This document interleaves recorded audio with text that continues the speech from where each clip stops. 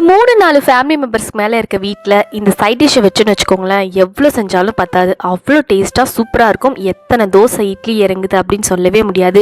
இன்றைக்கி நான் சொல்லிட்டு இருக்க சைட் டிஷ் என்னென்னு பார்த்தீங்கன்னா தக்காளி தொக்கு தான். வெறுமனே வெங்காயம் தக்காளி வதக்கி விட்டுட்டு மிளகாத்தூள் போட்டு ஜஸ்ட்டு தண்ணி ஊற்றி கொதிக்க வைக்கணும். இந்த சட்னியோ இல்லை இந்த தொக்கோ எப்படி வேணால் சொல்லலாம். இதை செஞ்சோன்னா மட்டும் பார்த்திங்கன்னா எங்கள் வீட்டில் எத்தனை தோசை எத்தனை இட்லி போகுது அப்படின்னு சொல்லவே முடியாது. ரொம்பவே சூப்பராக இருக்கும். எங்கள் வீட்டிலலாம் செய்வாங்க. பட் பார்த்திங்கன்னா கடைசியாக சாப்பிட்றவங்களுக்கு அது கண்டிப்பாக மிச்சமே ஆகாது. எப்படி இருந்தாலும் லைட்டாக தொட்டு சாப்பிட்ற மாதிரி தான் இருக்கும். அவ்வளோ டேஸ்ட்டாக சூப்பராக இருக்கும். இன்றைக்கி காலையில் அதுதான் ப்ரிப்பேர் பண்ணி பையனுக்கு கொடுத்து விட்டுருந்தேன். இன்றைக்கி அவனுக்கு லாஸ்ட் டே ஆஃப் ஸ்கூல். இன்றைக்கி போயிட்டு வந்துட்டான். இதோ ஒரு 58 நாள் லீவ் வந்து விட்டுட்டாங்க. சம்மர் ஹாலிடேஸ் UAEயில். இன்னும் ஒரு வாரம் தான் இருக்குது இந்தியா போகிறதுக்கும்.